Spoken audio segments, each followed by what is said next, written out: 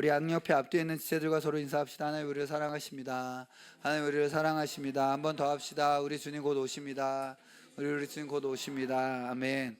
오늘은 이제 4월 첫째 주 캠퍼스 청소년 마라나타 워십으로 모였습니다.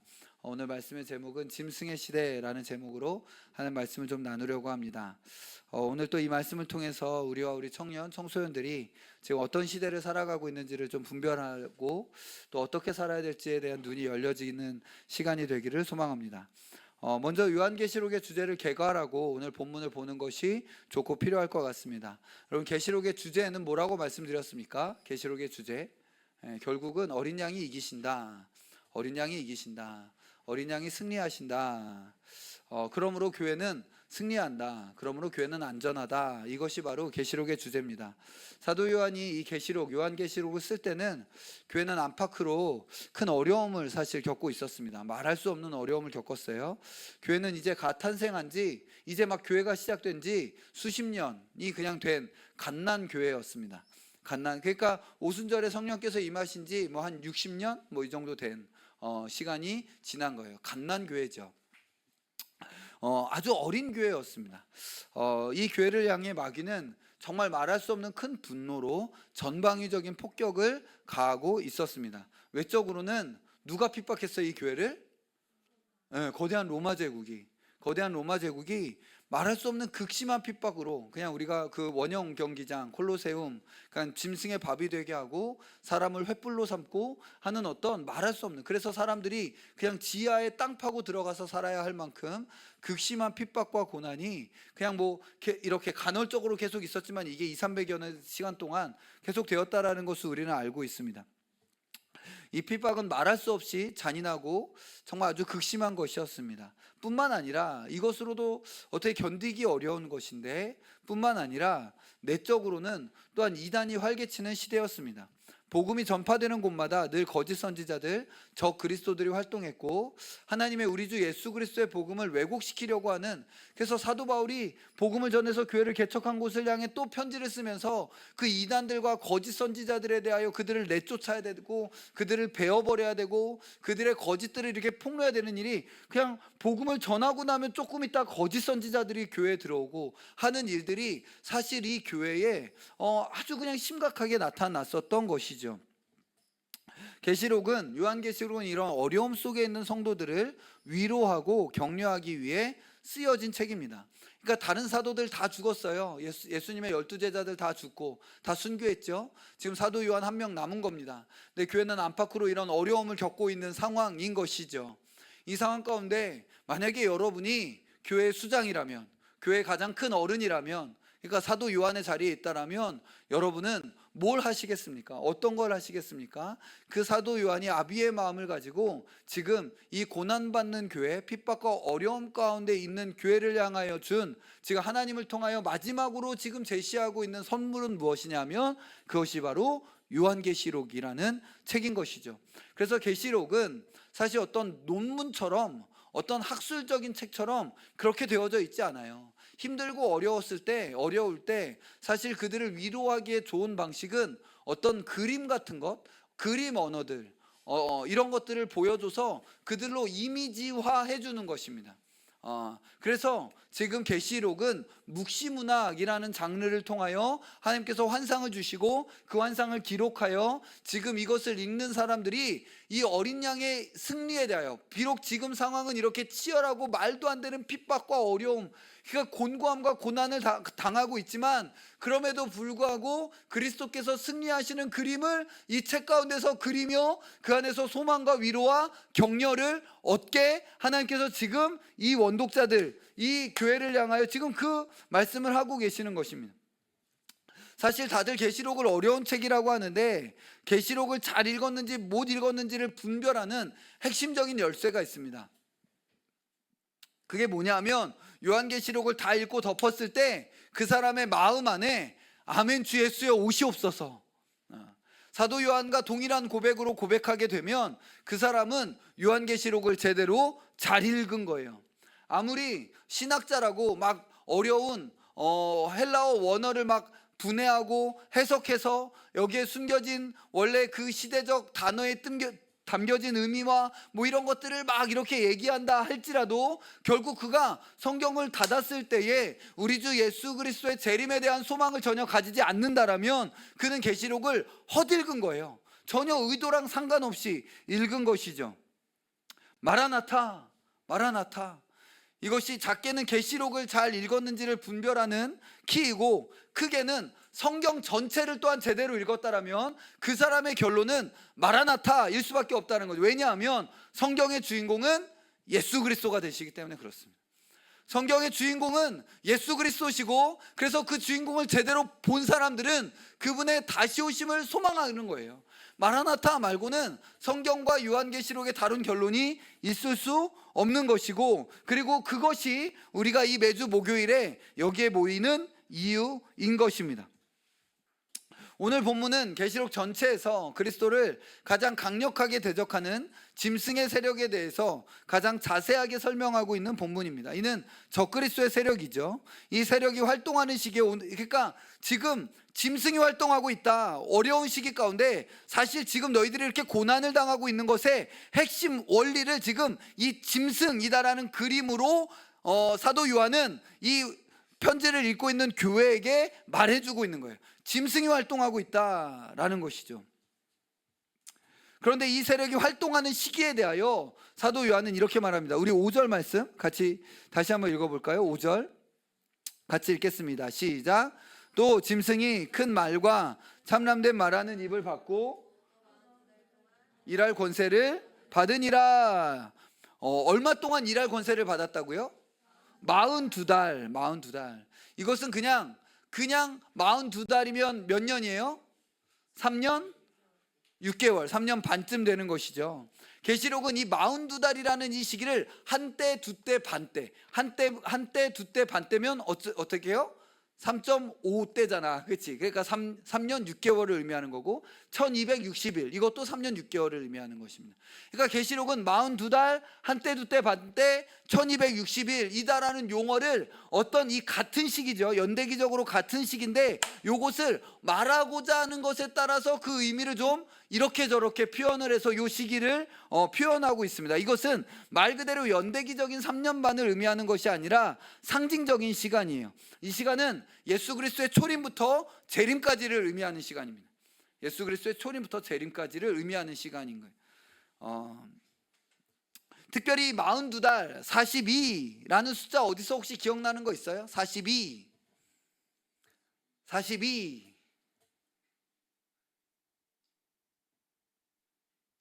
14 곱하기 3 14 예수님의 계보입니다. 그러니까 특별히 42라는 숫자는 성경에서 구원을 기다리는 숫자예요. 하나님의 구원을 기다리는 숫자라고 할 수 있습니다. 마태복음에서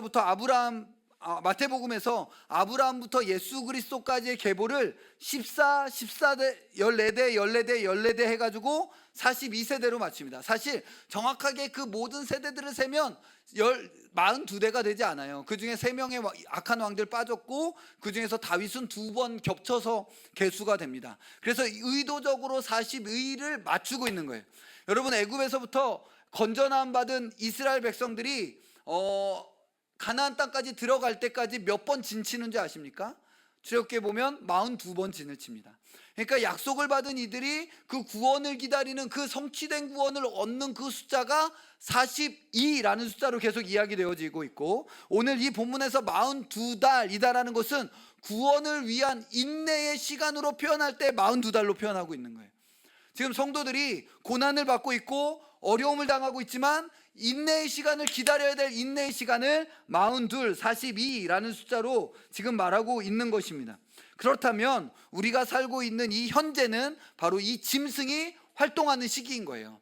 그냥 어디 저쪽 예수님 오시기 전에 3년 반 동안 일어날 일을 위하여 지금 사도 요한이 지금 그거 여태까지 원독자로부터 지금까지는 이 말이 쓸데없고 그때 잠깐 3년 반을 위하여 이 편지를 썼다고 생각하면 안 되는 거예요.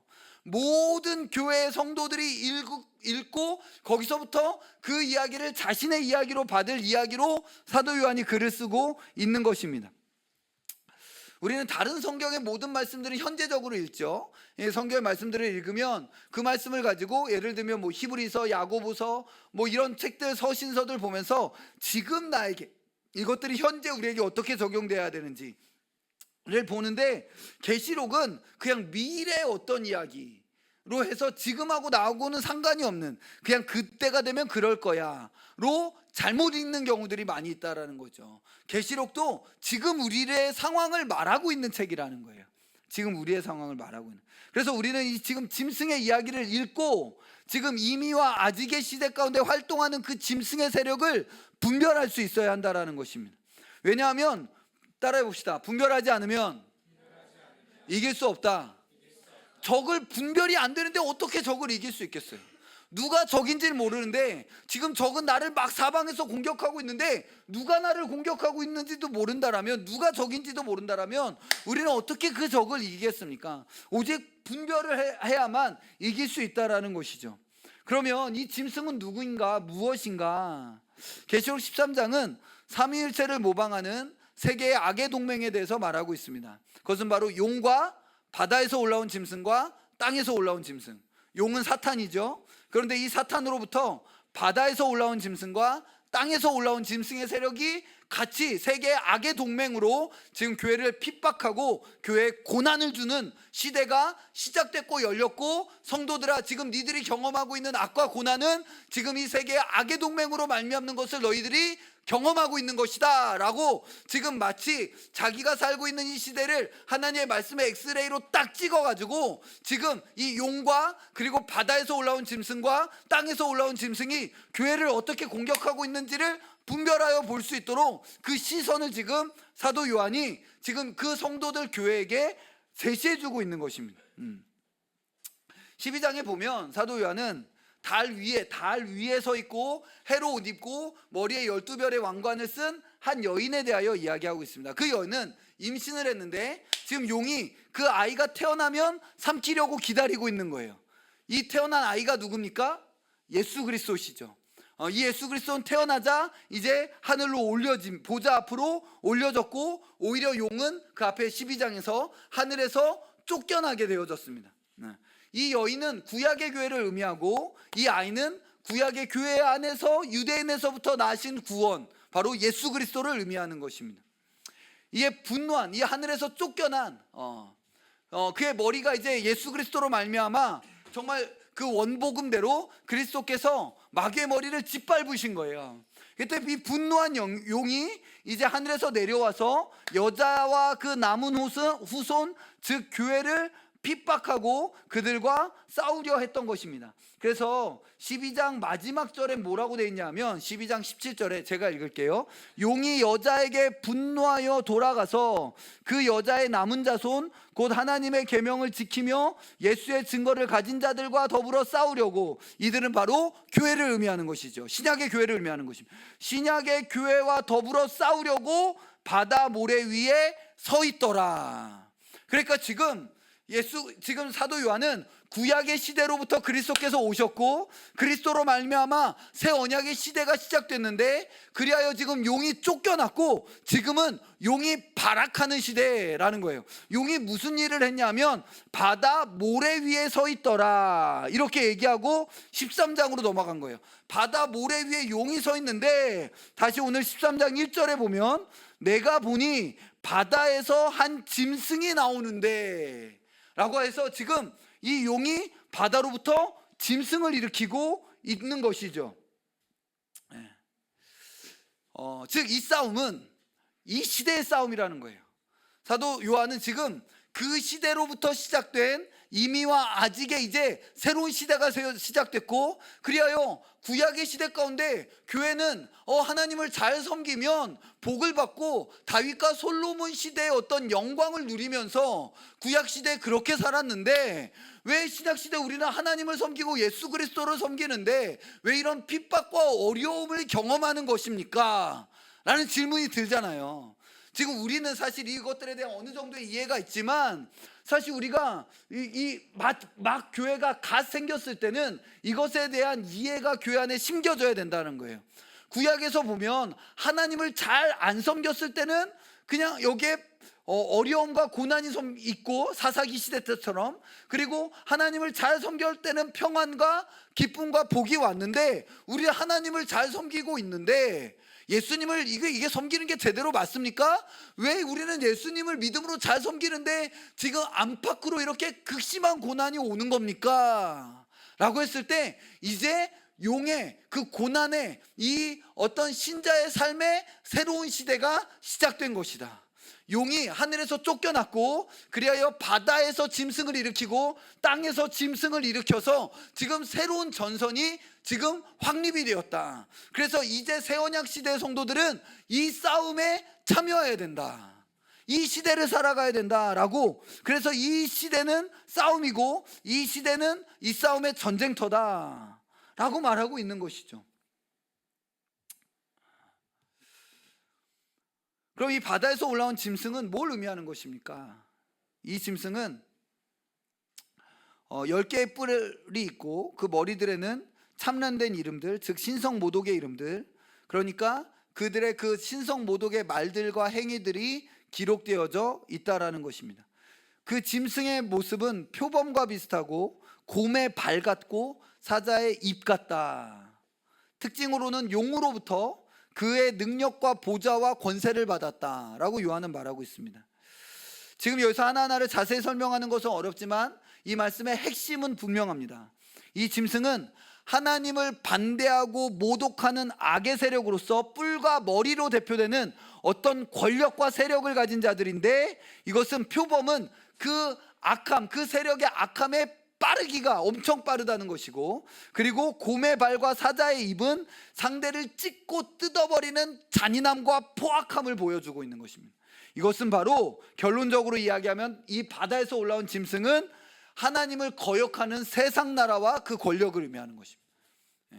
이 땅에 이제 예수 그리스도 하나님의 나라가 이 땅 가운데 왔을 때 이 세상 나라들은 하나님의 나라를 반대하는 아주 주된 세력으로 등장하게 됐다라는 거예요.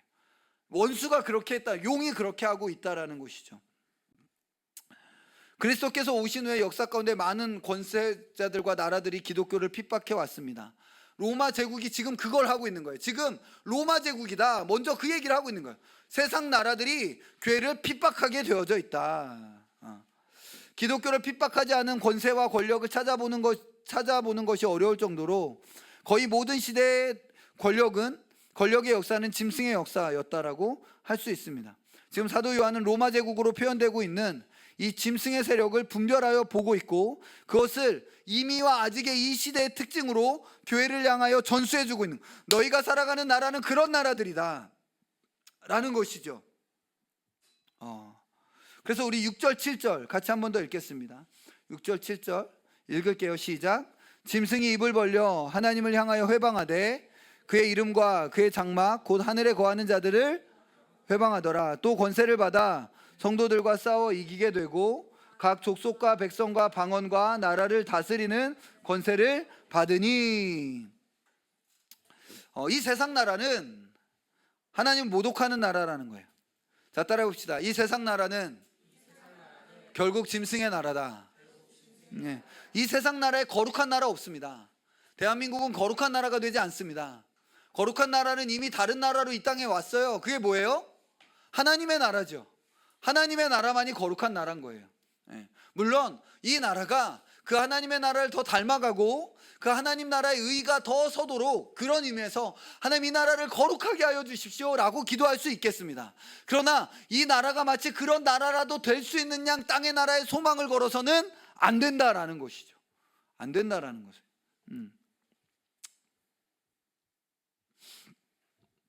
우리는 자꾸 세상 나라가 하나님의 나라가 될 수 있다는 듯이 생각하고 속고 거기에 잘못된 신념을 넣어서 세상의 싸움에 참여하는 기독교를 만들고자 합니다. 오늘 지금 우리가 이 시국에 보고 있는 것들도 마찬가지죠.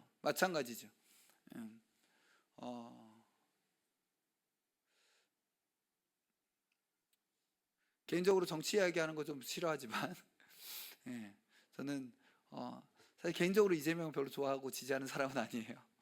근데 이쪽 한쪽에서 보면 이재명이 되면 대한민국 망한다, 아니 이재명이 되면 교회가 망한다, 뭐 이렇게 이야기하는 것을 들었어요. 여러분, 이재명이 되면 교회가 망합니까? 그렇지 않아요. 그렇지 않아요. 교회가 왜 망합니까? 교회는 망하지 않습니다. 교회는 예수 그리스도의 나라, 하나님의 나라는 절대 요동하지 않고 지지 않는 나라인 줄 믿습니다. 물론 우리가 세상의 권세자들을 위하여 기도해야 돼요. 평안한 삶을 위하여 기도해야 돼요. 그러나 우리 안에 핍박과 고난의 때가 오면 또 그것을 또 하나님의 주권 가운데 믿고 우리는 우리의 삶을 살아가야 하는 것입니다. 특별히 성경은 이 짐승의 세력이 다음 세대에 대하여 매우 큰 광기와 폭력을 가지고 있다라는 사실을 보여줍니다. 예를 들면 바로와 악한 왕들 있잖아요. 성경에 보면 악한 왕들 보면 다 다음 세대에 대한 광기와 폭력을 보여주는데 바로 바로와 헤롯과 느부갓네살이 다 그렇습니다. 바로와 헤롯은 어떻게 했습니까? 유아를 학살했죠. 유아를. 바로는 모세의 시대 가운데 유아를 학살했고 헤롯은 예수 그리스도의 시대 가운데 또 유아를 학살했습니다. 느부갓네살은 어떻게 했습니까? 경건한 이스라엘의 다음 세대들을 다 데리고 와서 그들의 이름을 바벨론식으로 바꾸고 언어를 바벨론식으로 바꾸고 그들을 세속주의에 물들여서 그냥 세상 나라의 백성들로 만들려고 느부갓네살은 다음 세대를 향하여 그런 광기와 폭력을 저질렀습니다. 많은 이스라엘의 명문가의, 유대의 명문가의 많은 다음 세대를 아마 데리고 왔을 거예요. 그러나 그들 중에 자기의 경건을 지킨 자들 몇 명 있습니까? 다니엘과 세 친구들밖에 없었어요. 이스라엘에서, 유대에서 많은 아주 경건하다라고 말하는 다음 세대들 무수히 데리고 와서 정말 그들을 교육시키고 세상에 교육시켰는데 결국 그 안에서 여호와 신앙 안에 바르게 뿌리를 내린 사람들은 다니엘과 세 친구밖에 없었다라는 거예요. 다니엘과 세 친구. 그리고 이것은 여전히 짐승의 시대, 다음 세대를 공격하는 이 시대의 공격이기도 합니다. 바로와 헤롯을 충동질했던 바로 그 세력은 지금도 여전히 말할 수 없는 그 낙태와 1년에 4천만씩, 제가 지난번에 십계명 캠프 때 말씀드렸던 것처럼 여러분 한 해에 4천만 명이 낙태로 학살되는 시대에 우리가 살아가고 있습니다. 그리고 말할 수 없는 아동학대들, 그리고 전쟁 가운데 어려움 가운데 항상 늘 끔찍한 피해를 당하는 아이들은 약하고 약한 어린 아이들이었습니다. 짐승은 늘 다음 세대를 향하여 끔찍한 일들을 자행했습니다. 또한 느부갓네살의 광기도 마찬가지입니다. 거룩한 세대를 유다에서 바벨론으로 끌고 와서 그들의 이름을 바꾸고 언어를 바꾸고 그들의 생각을 바꿨던 이 느부갓네살의 광기는 지금도 언약 백성들을 다 세속에 물든 교육과 세속에 물든 가르침 가운데 두어서서 그들의 모든 거룩과 경건함을 다 잃어버리게 하는 일들을 지금 이 세대의 짐승이 하고 있다라는 것을 분별하여 볼 수 있는 눈이 필요한 거예요. 지금 얼마나 많은 헤롯과 바로와 느부갓네살이 지금 이 짐승의 나라 가운데 역사하고 있는지를 볼 수 있는 눈이 없으면 망하고 있는 거예요. 망하고 있는 거예요. 지금 우리는 짐승의 나라에 살고 있습니다, 여러분. 지금 우리는 짐승의 나라에 살고 있는. 만약 우리가 이 시대에 이런 짐승의 공격이 없다라고 생각한다면 그 공격에 이미 심각하게 노출되어 정신을 잃어버렸기 때문에 그렇습니다. 지금은 전쟁 상황입니다. 그것도 매우 심각하고 치열한 전쟁 중인 상황입니다. 그래서 우리가 더 살펴봐야 될 표현은 7절에 보면 지금 이 짐승이 또 권세를 받아 성도들과 싸워 이기게 되고 라는 표현이 있습니다. 짐승이 성도들과 싸워 이긴다라는 거죠. 이는 이 시대의 역설입니다. 이 시대는 이미와 아직의 이 시대는 한편으로는 천년왕국의 시대로서 교회가 통치하고 다스리는 시대라고 우리는 믿습니다. 그런데 또 한편으로 이 시대는 짐승이 성도들과 싸워 이기는 시대라고 표현되기도 하는 거예요. 지금 사도 요한은 계시록에서 이 둘을 같이 말하고 있습니다. 어떻게 그럴 수 있는가? 이게 도대체 무슨 말인가? 이걸 잘 모르니까 이 역설을 한꺼번에 놓지 않고 지금 이것을 따로따로 구별하게 되는 거예요. 이건 되게 어리석은 것이죠. 여러분, 예수 그리스도의 승리가 가장 찬란하게 빛난 곳이 어디입니까? 십자가죠. 예수님은 짓밟히고, 예수님은 거기서 뜯어졌고, 예수님은 아주 모욕을 당하고 조롱을 당해서 짓밟혔는데 우리는 거기서 그리스도의 찬란한 승리와 영광을 보게 됩니다. 이 역설이 같이 가는 거예요. 이것을 못 보면 마치 핍박받는 시대 따로 있고 교회가 승리하는 시대 따로 있고 라고 생각하게 되는 거예요. 교회의 승리는 예수님을 닮은 승리입니다. 그래서 즉 이 시대 교회는 예수님처럼 십자가로 승리하고 죽음으로 이기는 거예요. 그렇기 때문에 한편으로는 교회가 통치하고 다스리는 시대다라고 말하고 있고, 한편으로는 짐승들이 성도들과 싸워 이기는 시대라고 말하는 것이죠. 우리의 승리는 죽임을 당하는 것이고 돌에 맞는 것이며 모욕을 당하는 것입니다.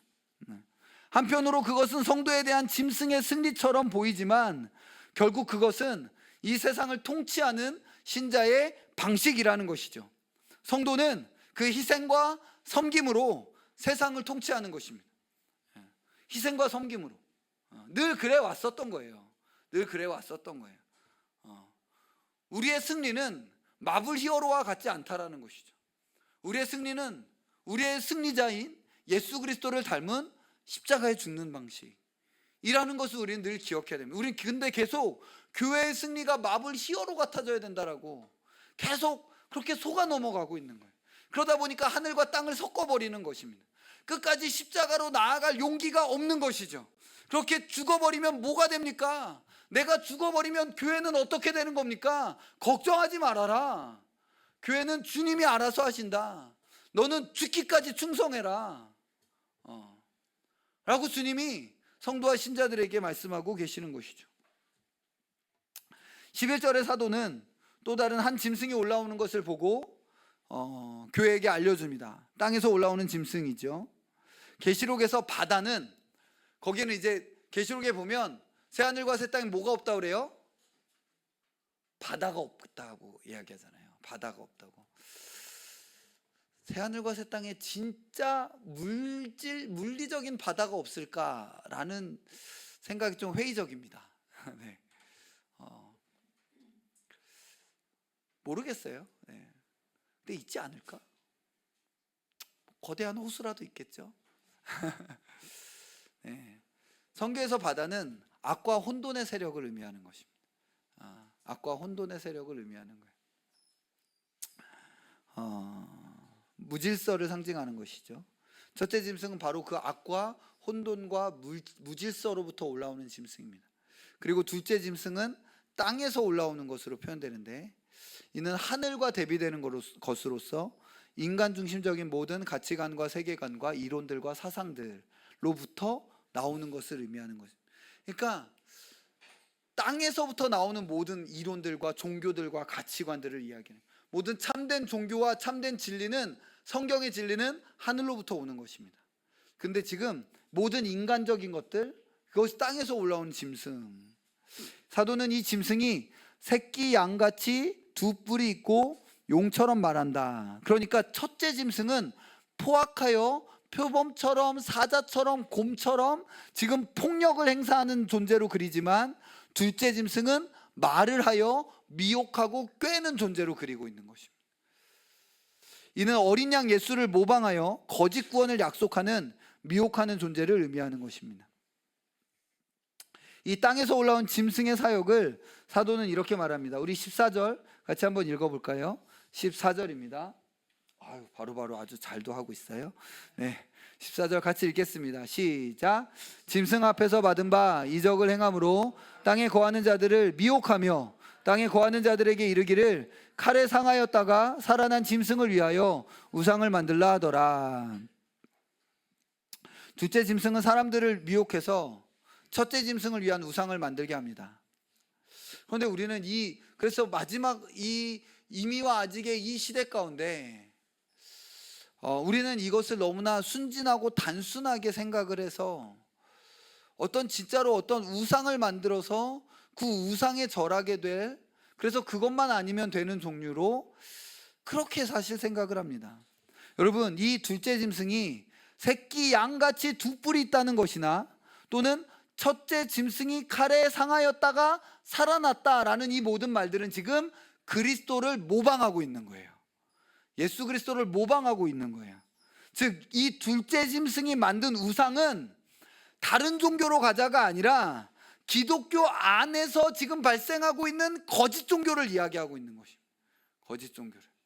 기독교라는 허울 안에서 거짓 종교와 이단들이 지금 판을 치게 만들 땅에서 올라올 짐승, 그러니까 지금 첫째 짐승에 대해서는 만약에 지금 이 계시록의 원독자에 대한다라면 첫째 짐승에 대해서는 지금 누구냐면 로마 제국을 의미하는 것이라면, 둘째 짐승은 교회 안에 들어온 이단 세력들을 이야기하는 거예요. 나 기독교야, 나 예수님 믿어, 나 하나님 잘 믿어, 나 경건해 거룩해 라고 말하는데 지금 우상을 제시하고 있는 그 짐승이 둘째 짐승인 거예요. 이것은 이미와 아직의 시대 교회를 향한 원수의 공격의 원리라고 지금 사도는 제시해주고 있는 것입니다.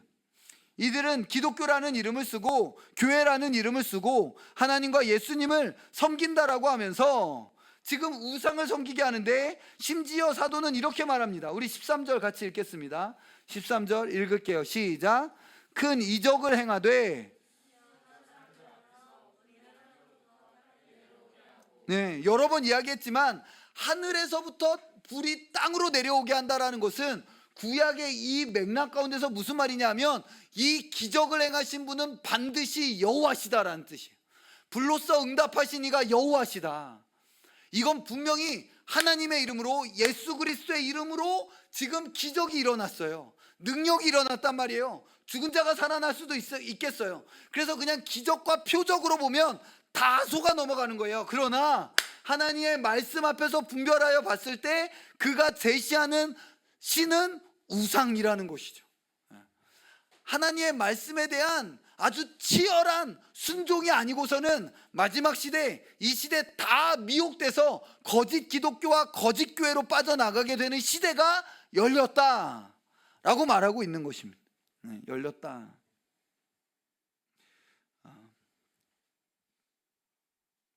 여러분, 이 시대는, 이미와 아직의 이 시대는 정신을 차리지 않으면 죽는 시대입니다. 정신을 깨워서 정신을 차리지 않으면 죽는 시대. 하나님의 말씀에 정말 그 깊이 뿌리를 내리고 그 말씀에 대하여 끝까지 치열하게 순종할 그 마음이 없으면 다 망하고 미혹되는 시대인 것입니다. 그런데 지금 이 시대 교회는 이에 대한 경각심이 너무나 없습니다. 사도 요한의 이 계시록의 13장의 말씀을 너무나 가볍게 여기는 것이죠. 너무 순진하고 단순하고 어리석습니다. 주님은 분명히 늑대가 양의 탈을 쓰고 올 것이라고 말했는데, 이 시대 그리스도인들은 마치 늑대가 늑대의 얼굴로 올 것처럼 생각합니다. 주님 분명히 늑대가 양의 탈을 쓰고 와서 제대로 그의 행동 방식을 분별하지 않으면 저건 그냥 양이야, 봐 양이잖아 라고 하게 되는 방식으로 지금 늑대가 온다라고 말씀하고 계시는데, 교회는 자세히 지금 살펴보지 않고 자세히 분별하지 않고 그냥 양이야 좋은 게 좋은 거지 라고 하면서 지금 그 늑대에게 그냥 말할 수 없이 다 끔찍하게 잡아먹히고 있는 시대에 지금 살고 있다라는 것이죠. 주님은 아니다, 양의 탈을 쓰고 온다. 깨어있어서 잘 분별하지 않으면, 그의 행동 양식을 잘 분별하지 않으면 다 삼켜지게 된다. 정신을 차려라 라고 경고하시는데, 교회는 그 경고를 전혀 심각하게 생각하지 않아요. 예수님 말하면 다 우리 편, 교회라고 적혀져 있으면 다 우리 편, 성경 읽는다라고 하면 다 우리 편 이라고 너무 쉽게 생각한다라는 것이죠. 너무 쉽게 생각한다라는 것이죠. 얼마나 이에 대해서 담대한지, 자신의 영원한 운명을 너무나 쉽고 가볍게. 여러분, 만약에 돈 1억 10억을 그런 매뉴얼 대충 읽고 이렇게 맡기지 않을걸요. 돈 1,000만 원도 그렇게 하지 않을걸요. 그러나 우리는 우리의 영원한 생명을 너무나 그냥 아이 다 그런 거지 라고 하고 거기에 맡겨버리는 것입니다.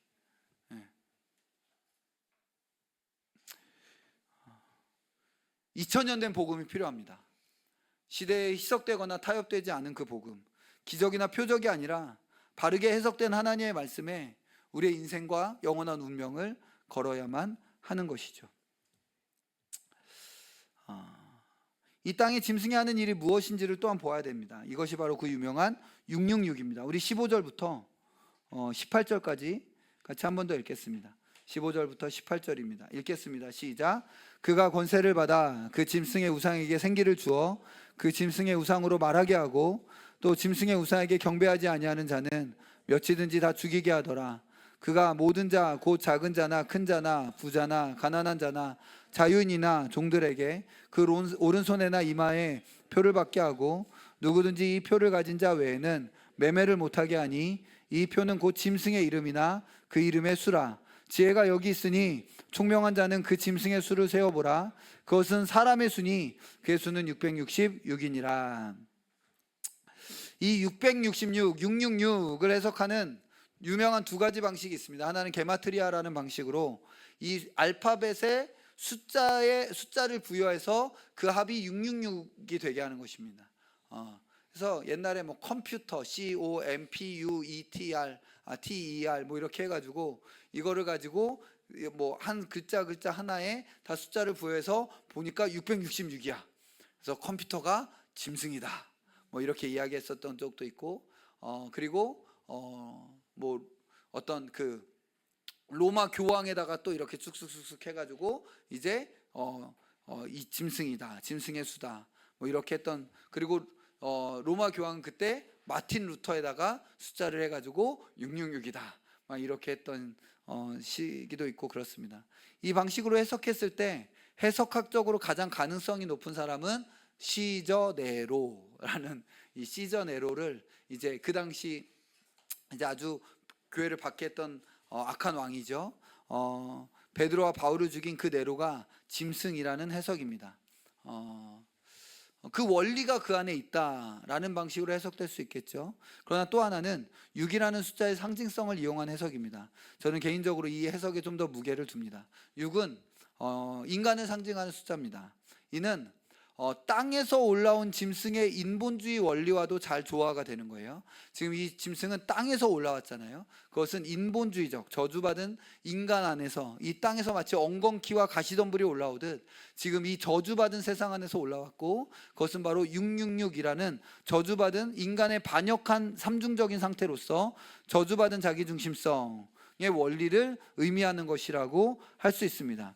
여기서 오른손이나 이마에 666이 새겨진다라는 것은 오른손으로 상징되는 인간의 모든 활동이 저주받은 자기중심성, 뭘 하든지 먹든지 마시든지 무엇을 하든지 다 하나님의 영광을 위하여 하라 라는 것이 성경의 언어고, 마땅히 사람의 제일 되는 목적은 바로 그것인데, 이 저주받은 666의 사람들의 오른손의 행실은 무엇이냐면 먹든지 마시든지 무엇을 하든지 다 자기의 영광을 위하여 하는 것입니다.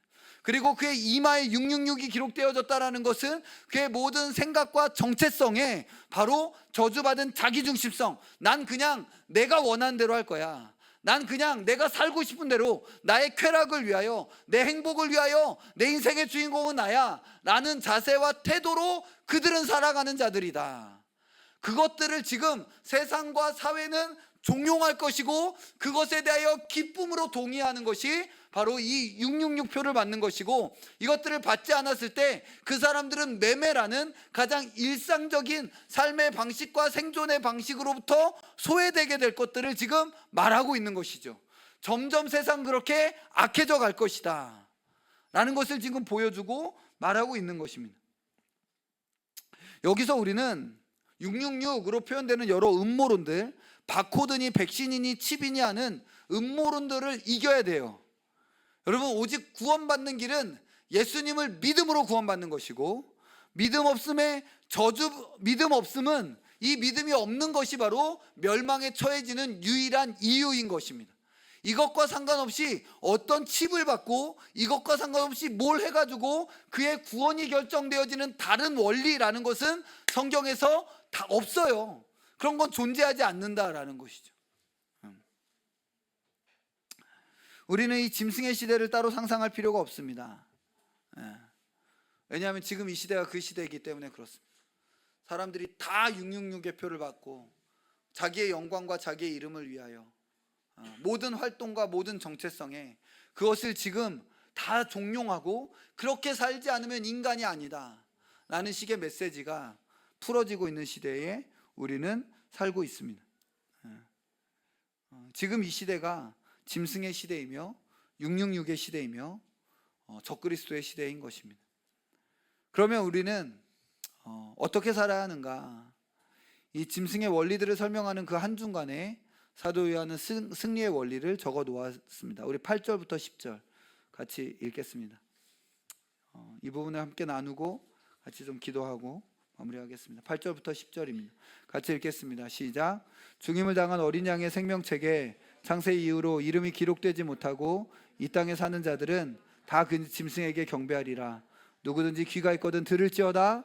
사로잡힐 자는 사로잡혀 갈 것이요 칼에 죽을 자는 마땅히 칼에 죽을 것이니 성도들의 인내와 믿음이 여기 있느니라. 아멘. 결국 여기서 말하고 있는 것은 하나님의 주권입니다. 하나님의 주권입니다. 죽임을 당한 어린 양의 생명책에 창세 이후로 기록되지 못한 그리고 이 땅에 살아가는 자들은 결국 다 그 짐승에게 경배하게 될 것이다. 계시록의 말씀들을 읽으면서 빠질 수 있는 오류 중에 하나는 관심과 초점을 악의 세력에 두는 것입니다. 짐승에게 두고 666이 뭐야? 짐승이 뭐야? 우리는 성경이 말한 데까지 분별하되 우리의 관심과 초점은 늘 하나님과 어린 양께 두는 것을 훈련해야 됩니다. 다른 것에 빼앗길 필요가 없어요. 두려운 것은 666의 인을 받을지 안 받을지를 두려워하는 것은 오늘 본문이 이야기하는 게 아니에요. 오히려 더 두려워해야 할 것은 내가 어린 양의 표를 받았는가 이것이죠.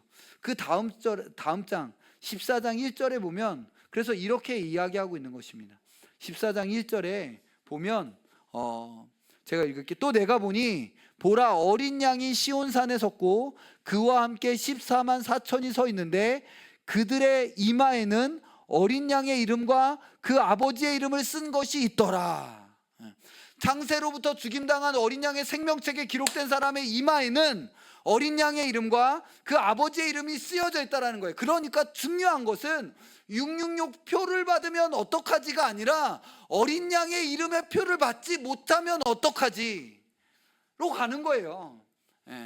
우리를 지키시는 분은 하나님과 어린 양이십니다. 여러분, 우리 안에 우리의 모든 활동, 나의 오른손에 어린 양이 있으십니까? 나의 이마에 어린 양이 있으십니까? 이게 정말 우리의 질문이어야 되는 거예요. 내 모든 생각과 사상과 내 삶의 목적과 가치의 중심에 하나님과 어린 양의 영광이 있는지, 아니면 내 이름과 나는 이렇게 사는 게 좋아, 하나님이 무슨 말씀을 하더라도 난 이걸 원해요, 난 이렇게 살 거예요, 내버려둬요 라고 하면서 살아가고 있는지, 그게 중요한 거지. 666 표 받으면 어떡하지? 지금 그게 아니라고요. 그게 아니라고요. 우리의 운명과 이것에 대한 주권은 용과 짐승들에게 있는 것이 아니라 하나님과 어린 양 예수 그리스도께 있다라는 것입니다. 아멘입니다. 아멘입니다. 이걸 우리가 믿는 것이죠. 우리는 우리의 삶의 모든 주권이 하나님께 있음을 알고 그것을 인정하며 사는 법을 배워야 됩니다. 아무리 작은 일도 하나님은, 어린 양은 실수하시는 법이 없습니다. 우리의 모든 삶은 하나님의 작정과 뜻하신 바에서 단 1mm도 벗어난 적이 한 번도 없습니다. 따라해 봅시다. 하나님은 실수하지 않으신다.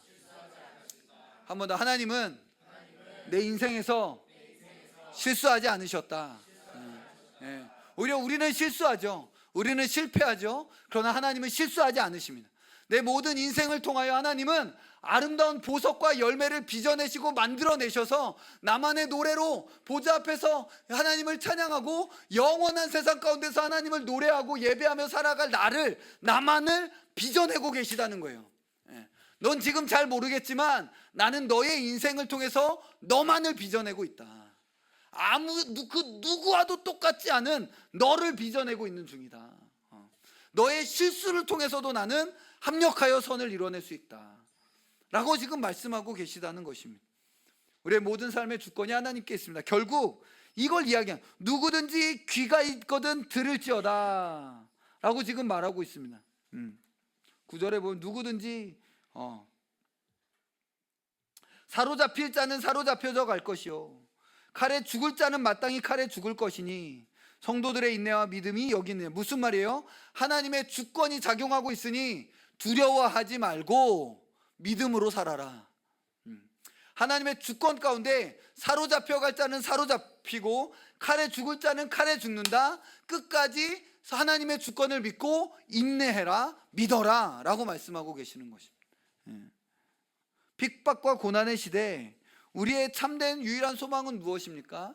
이 모든 상황이 하나님의 손안에 있다는 것입니다. 자비로우신 하나님께서 가장 좋은 것을 아시고 우리 인생에 좋은 때에 완벽한 결론을 주실 것이라는 겁니다. 참된 성도는 짐승의 시대 속에서 이 음성을 듣습니다. 이 음성은 무엇입니까? 하나님의 주권입니다. 걱정하지 말아라, 염려하지 말아라, 내가 너의 인생을 다스리고 있다. 이 마지막 때가 되면 짐승의 원리가 점점 극심해질 것을 성경은 이야기하고 있습니다. 여러분, 우리 세대에, 또 여러분의 세대에 예수 그리스도께서 오신다라면 우리가 예상하고 그냥 얘기하고 기대하는 것은 결국 좀 더 큰 핍박과 어려움의 시대가 여러분의 때에 오게 될 거라는 거예요.